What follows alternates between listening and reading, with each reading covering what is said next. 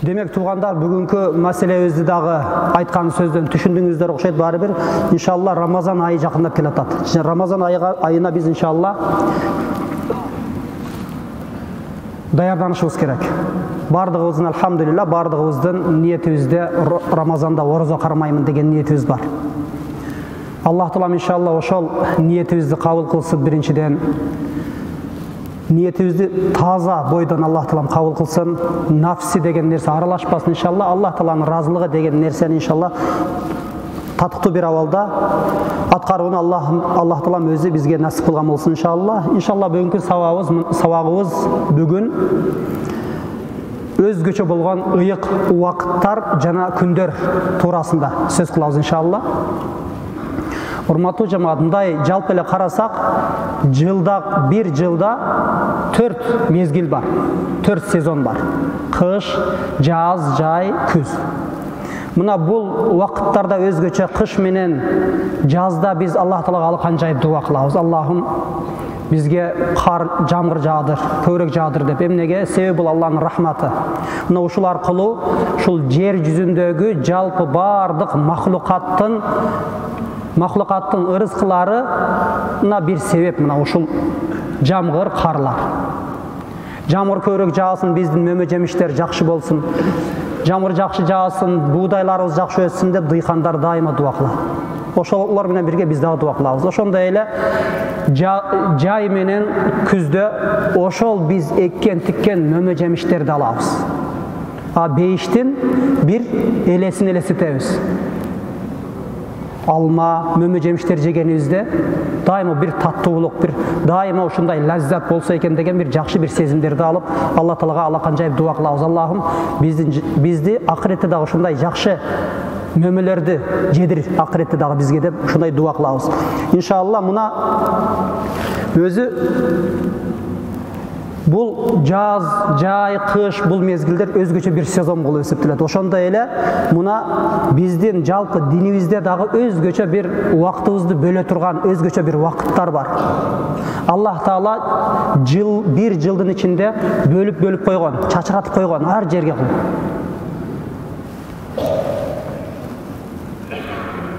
Мына ошол өзгөчө убакыттарда, өзгөчө сааттарда биз Аллах Таалага алакан жайып дуа кылабызбы, ибадат кылабызбы, тобо кылабызбы? Аллах Таалам ошол мезгилде туш келип кала турган болсо, ошол мезгилде биздин дуаларыбызды кабыл кылат. Тоболорубузду кабыл кылат. Пайгамбарыбыз саллаллаху алейхи ва саллям хадисинде айтат: "Инна ли раббикум азза ва джалла фи айями дахрикум нафахат." Чындыгында силердин жашооңордо Аллах Таалага таандык болгон, Аллах Таалага хас болгон өзгөчө бир убакыттар бар дейт. Өзгөчө бир убакыттар бар дейт. Фатаарраду лаха. Мына ошол убакытты издеп, ошого берилгиле, ошол убакытта өзүңөрдү бергиле ошого. Чын дилиңер менен, жаныңар менен берилгиле дейт. Ошол убакытты издегиле, тапкыла дейт. Таба албайбыз, бирок бул сыр. Бирок Аллах Таала Пайгамбар саллаллаху алейхи ва саллям белгилүү бир убакыттарды ушул күндөрү кылгыла деп айткан. Мына ошол күндөрдүн, ошол ыйык күндөрдүн бирөөсү бул түндөрдүн бирөөсү. Мисалы түнгө, күнгө бөлүп койгон, айларга бөлүп койгон. Түнкү эмне? Түнкүсүн тахажжуд намазы. Түндө тахажжуд намазына туруп, Аллах Таалага алакан жайып, намазыбызды окуп, тахажжуд намазын окуп, дуа кыла турган болсок, мына ошол мезгилде дагы Аллах Таала өзгөчө дүйнөгө назар салат дейт. Назар салат. Кана менин мага алакан жайып дуа кылган пенделерим барбы? Мага тобо кылган пенделерим барбы? Мага дуа кылган пенделеримдин тоболорун кабыл кылайын. Мага тобо кылган пенделеримдин тоболорун кабыл кылайын. Эмне каласа берейин деп Аллах Таала назар салат. Мына бул ушул тахажжуд намазынын убактысы.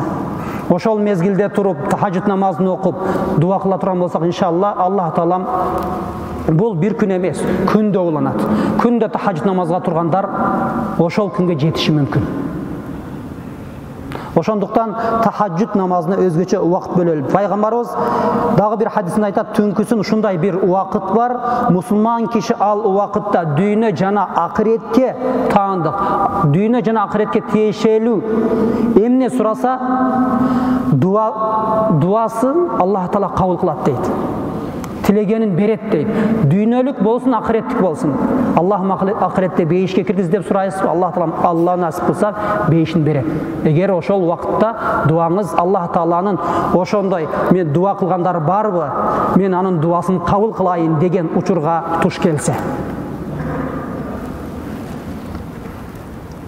Ошондой эле мына бүгүнкү күнүбүз, өзгөчө жума күнү. Жума күнүндагы ушундай бир saat бар, бир убакыт бар. Алымдардын арасында ар түрдүү пикирлер бар. Мол убакыт, бул убакыт деп, хутбага чыккандагы убакыт деп айтат. Бирок баары бир булар бардыгы сыр катары айтылган эмес. Белгилүү бир күндү, белгилүү бир саатты ушул убакытта деп айткан эмес. Жума күнү эрте менен ким келип туруп, мечитке эң биринчи келип туруп, жуунуп, тазаланып келип туруп, бул жерде мына дуасын кылса, иншалла Аллах Таала кабыл кылат ошол дуасын. Эгер ошол убакытка, ошол айтылган пайгамбарыбыз саллаллаху алейхи ва саллям сүйүнчүлөгөн убакытка дал келсе, туура келсе, туш келсе. Ошондой эле өзгөчө мына ажыга баргандар түшүнөт. Арафат күнү. Бул күндөр дагы Арафат күнү ажылык мезгилинде. Ажылык мезгилинде мусулман бир туугандарыбыз ажылыкка барганда, ошол жерде Арафат деген тоо бар. Арафат деген тоого чыккан учурда ошол жерде тоолор, дуалар кабыл болот. Эмнеге? Себеби ал жерде Адам атабыз менен обой энебиз, Адам ата менен обой энебиз бейиштен түшүрүлгөн учурда алар ошол жерде жолугат. Арафат тоосунда жолугат. Арафат тоосунда жолугуп туруп Аллах Таалага ошол жерде жалынат. Ошол жерде тоо кылат. Аллахым, биздин каталарыбызды кечир. Эгер сен бизди кечирбесең, биз жок болобуз. Халак болобуз. Акыретибиз жок болот дейт. Мына ошол мезгилде Аллах Таала тоолорун ошол жерде кабыл кылган. Арафат. Ошол себептен дагы айтылат. Ал-хаджу Арафа дейт. Ажыга баргандар, ажыга барып, Арафат тоосуна чыкпаган адам ажы болуп эсептелбейт. Өзгөчө. Бул жакта туруп деле ошол Арафатта туруп дуа кылгандардын дуасы менен менин дуаларымды кабыл кыл, биздин дуаларды кабыл кыл деп дуа кылсак, ал дагы болот албетте. Пайгамбарыбыз саллаллаху алейхи ва салламдын бул Арафат жөнүндө бир хадиси бар. Айтат, Аллах Таала Арафа күнү кулдарына назар салат. Кулдарына назар салат. Жүрөгүндө ыйманы болгон кишилердин бардыгын кечирет дейт. Жүрөгүндө ихлас болсо, Алла Таалага берилүү, жалынуу чын ихластан, чын дил менен болсо, мына ошол мезгилде Аллах Таала кабыл кылат, кечирет ошол пендесин дейт. Ошондой эле ар бир хижри жыл санагы боюнча календар бар. Мына ошол календардын 13, 14, 15 күндөрү ким орозо кармай турган болсо, мына ошол күндөрдө Аллах Таала ошол кишинин ибадаттарын өзгөчө орозосун кабыл кылат. Ошондуктан бул өзгөчө пайгамбарыбыз саллаллаху алейхи ва саллям айтып кеткен бул өзгөчө бир убакыттарга маани беришибиз керек. Өзгөчө көңүл бурушубуз керек. Эми мына ушул бул күндөр дедик, түндөр дедик. Эң негизги биздин маани бере турган нерсебиз мына жакындап келе жаткан Рамазан айы. Бул бир күн эмес, бир ай.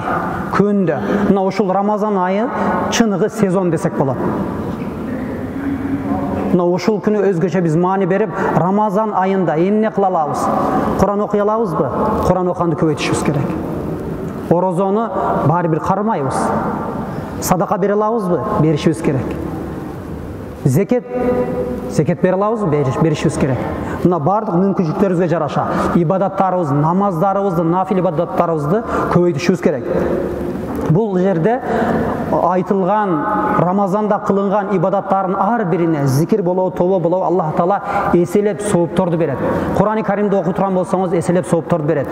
Мисал, таравих намазын оқи тұрған болсақ, ошол нафил намаз оқыған адамдың ошол нафил намазыны парыздың даражасында сауап береді.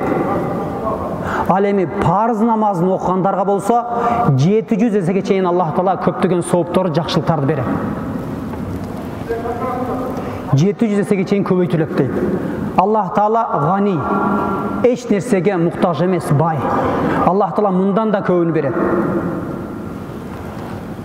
Ошондуктан Рамазан айына өзгөчө даярданышыбыз керек. Мисал, зекет боюнча Рамазан айында зекет берүү мустахаб. Башка бир убакыттарда берсең дагы болот. Бирок эмнеге?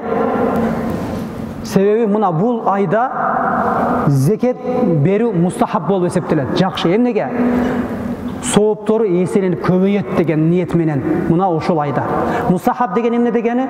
Сүйүлгөн, жакшы көрүлгөн деген сөз. Ким мына ушул Рамазан айында ушул амалдарды аткара турган болсо, Аллах Таала эселеп, көбөйтүп сооптарын берет. Парыздын даражасына чыгарат. Ошондуктан бул айдагы ибадаттарга өзгөчө маани беришибиз керек. Бул айда орозо кармаган ар бир адам чын ыхлас менен ишенип, Аллах Тааланын разылыгын үмүт кылып, Аллах Таала мен орозомду кабыл кылсын, кабыл кылды деген ниет менен чын жүрөк менен Аллах Таалага ишенип орозо кармай турган болсо, анын күнөөлөрү кечирилет. Пайгамбарыбыз хадисинде айтат: ким Рамазанда артыкчылыгына, фазилетине ишенип, Аллах Тааладан жакшылык күтүп, орозо кармай турган болсо, Аллах Таала анын күнөөлөрүн кечирет дейт. Анын күнөөлөрү кечирилет экен.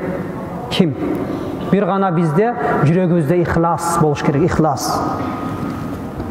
Өзгөчө мына ушул Рамазан айында Алла Тааланын рахматы, берекеси жайыт. Биз дуа кылабыз, мына муаззин дайым тасбихат айтат. Аввалуху рахма деп. Биринчи 10 күндө рахмат жайыт, Алла Тааланын рахматы. Аусатуху магфира. Ортодогу 10 күндө Аллах Таала кечирет бардык пенделерин. Рахмат деген эмне?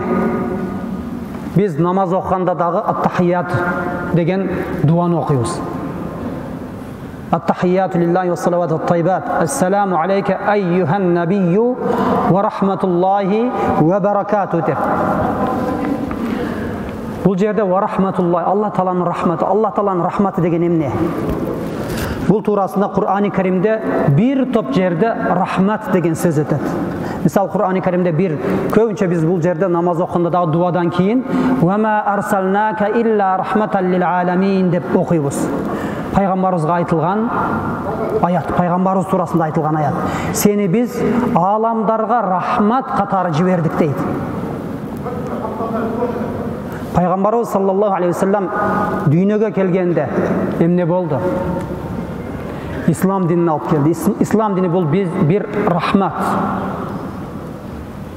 Пайгамбарыбыз саллаллаху алейхи ва салламга пайгамбарлык келгенден баштап мына ушул рахмат деген сөзүн алымдарыбыз айтат. Биринчиси, Кур'ани Каримде рахмат деген Алла Тааланын бир сыфаты дейт. Алла Таала ырайымдуу, мээримдүү деген сөз. Экинчиси бул жаннат дейт. Алланын рахматын берет деген мааниде айтылган аяттар бар. Андан кийин үчүнчүсү бул пайгамбарлык дейт, нубува. Пайгамбарлык бул рахмат экен. Андан кийин Кур'ани Карим. Кур'ани Каримдагы бул Алла Тааладан берилген рахмат экен. Бешинчиси бул жамгыр дейт. Алланын рахматы, жакшылыгы, берекеси. Алтынчысы ырыскысы, ниъматы дейт. Ушундай маанилерге келет экен Кур'ани Каримде. Алла Тааланын жакшылыгы, ниъматы, ырыскысы дейт. Андан кийин Аллах Тааланын жардамы, нусраты. Алла Тааланын жардамы, ден соолук дейт. Мына орозо кармаганда көпчүлүк бул пайгамбарыбыздын бир хадиси дагы бар. Суму тасахху дейт. Орозо кармагыла ден соолук табасыңар дейт. Ораза кармаган адам ден соолук табат. Буну медиктер дагы жакшыраак түшүнөт, билет. Андан кийин Алла Тааланын жана жакшылыктар дейт. Жаман иштерди жасоодон коргоо дейт. Жаман иштерди жасоодон коргоо. Ораза кармаган адам жаман иштерден тыйылат. Аллах Таала ошого жамандыктарды тыйып коет. Адам өзүнүн нафсы менен күрөшөт. Айрыкча мына ошол рахмат дегени дагы сооп, ажир, белектер дейт. Демек Алла Тааланын рахматыны сураганыбыз, Аллахым мага өзүңдүн жакшылыктарыңды деген сөз. Булардын карасаңыздар, бардык айтылган нерселердин бардыгында бир жакшылык нерсеге чогулуп атат бир. Демек булардын бардыгы жакшылык деген маанилерди билдирет экен. Жакшылыкка ушуга окшогон нерселерди киргизүүгө болот. Дуалардын кабыл болуусу. Булар дагы бир Алланын рахматы экен. Biz dua kılganda da Allah'ım bizge dağı jana salih pendeleri bizge dağı özüңdүн rahmatыңды ber деген söz, özüңdүn бардык жакшылыктарыңды бер деген söz.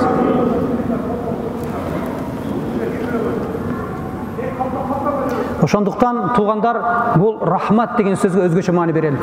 Туугандар дагы мына могу байке үнүн чыгарып кыйкыр айтып атат, кичине жылып алыңыздар, бош жерлер калбасын, толуп алалы, сырттан келгендер батпай калат.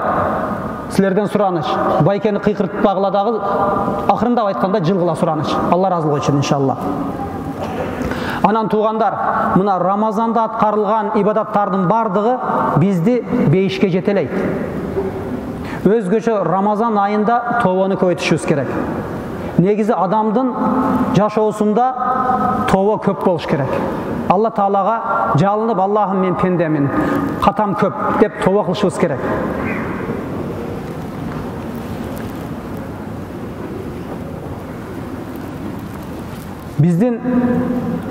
Biz bir аяшатабыз бар эле. Намазына бекемеле. Алла разы болсун. Өтүп кетти. Анан ушул биздин достордон бирөөсү түш көрүптүр. Түшүндө аксакал менен сүйлөшүп отурат. Түшүмдө тияка барганыңызда Аллах Таала сизди кандай кабыл алды деп сурадым дейт да.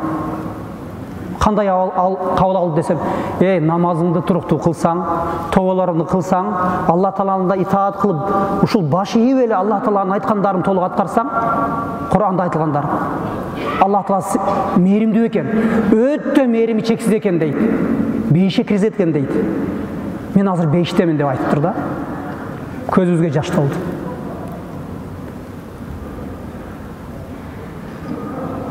Аллах Таала өзүнүн сүйүктүү пенделерине ушундай мамиле кылат. Биздин Мухаммад деген устазыбыз бар. Алла рахмат кылсын. Бир досу бар. Мустафа деген. Ошол досуна айтат. Дос дейт. Кел бир тобо кылып бир устазга барып келейли. Bir жерде bir Allah'ın dostu, ustaz var. Ошонун жанына барып, зиярат кылайлы, дуасын алайлы дейт. Мустафа кой дегенине карабастан, устаз жетелейт, бас деп. Ана макул деп баргандан кийин баягы устаздын алдына кирет, жолугат, устаздан кеңеш алат, насааттарын алат. Ошол жерде устаз айтат, тобого маани бергиле дейт. Тобо кылгыла дейт. Allah'ım men күнөөкөрмүн, пендемин, күнөөлөрүм көп. Менин тоболорумду кабыл кыл.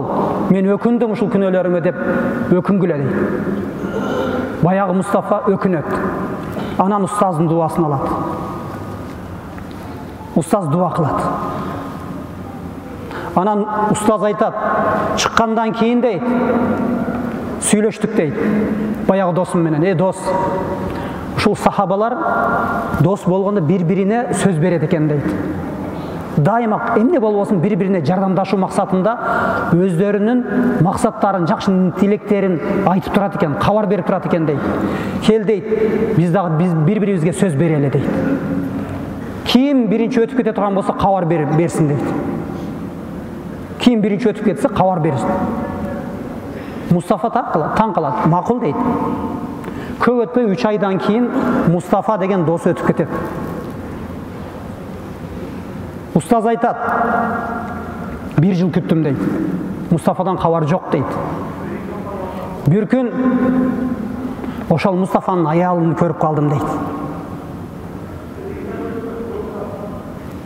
Карындаш, Мустафа мага ушундай сөз берген эле. Эч кабар жокко, кабырына барганыңда айтып кой. Салам айтып кой менден. Анан берген уадасын аткарсын деп айтыптыр. Устаз айткандан кийин аялы барып, макул деп барып, мүрзөгө барат. Мүрзөгө барганда пайгамбарыбыздын хадиси бар тугандар.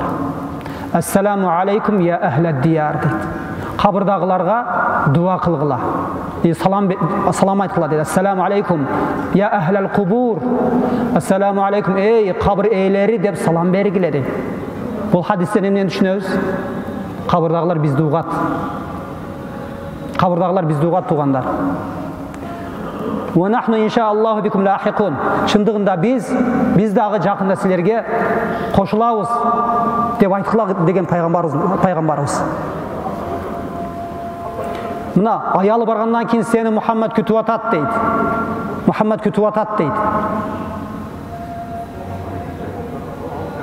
Сага ушундай деп сөз берген экенсиң дейт. Ошол күнү устаздын түшүнө кирет.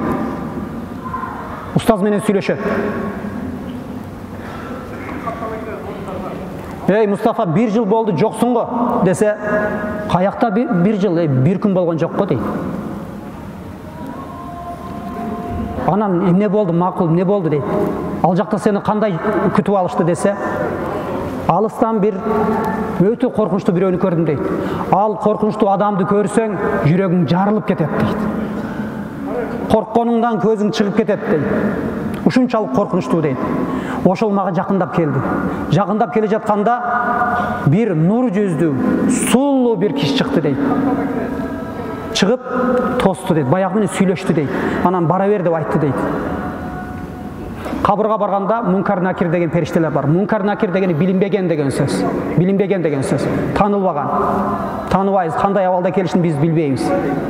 Бул дүйнөдө адам кандай жүрсө, кандай жакшы амал аткарып жүрсө, акыретте сулуу болуп көрүнөт. Жаман жүрсө, ибадаттарын аткарбай, тобого маани бербесе, коркунучтуу болуп көрүнгөнү келет. Мына ошол жерде айтып атат, сулуу болгон мага жакындады дейт. Жакындап айтты, кандайсың деп айтты. Мен айттым дейт, коркуп атам дейт. Дүйнөдө менин күнөөлөрүм көп эле. Күнөөлөрүм менин көп эле. Кандай азап бересиңер деп мен коркуп атам дедим дейт. Ошондо ойлонбо деп кыбыладан бир терезе ачылды дейт. Оң тарабынан. Ошол жака карап жата бер деп айтты дейт. Ошол жерде айланып тур деп айтты дейт. Карасам бейишти. Бейиште эми 1-2 жерин көргөнүм ушул дейт. Сен 1 жыл дейсиң дейт, бул бир күндө болгон жок дейт. Бул туугандар сабак алына турган маселе. Ошондуктан ошол киши эмне үчүн дегенде айтыптыр.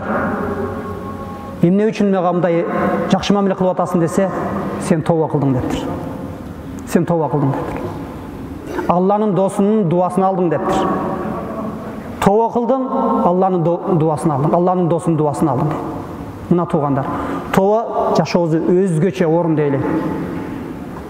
Тообаны сөзсүз арабча айтуу шарт эмес. Арабча айтуу шарт эмес. Өзүңүздүн жалпак тилиңиз менен кыргызча айта бериңиз. Бир гана чын ыхлас, чын жүрөктөн, чын дилибиз менен берилип дуа кылышыбыз керек. Ошондуктан Рамазанда тообого маани берели. Тообого. Иншалла Аллах Таала өзүнүн рахматын, берекесин жаадырат иншалла. Аллах Таала айтылган аят хадистерден пайда болгон сооптарды ушул өтүп кеткен туугандарыбызга багыштадык иншалла. Аллах таалам ушул аяттардан, хадистерден татыктуу бир абалда сабак үлгү алууну насип кылсын. İnşallah ömrümüzü tövbe menен ötkөрүүнү насип кылсын иншалла. Subhana rabbika rabbil izzati amma yasifun ve selamun alel mursalin velhamdülillahi rabbil alamin bi rahmetike erhamer rahim.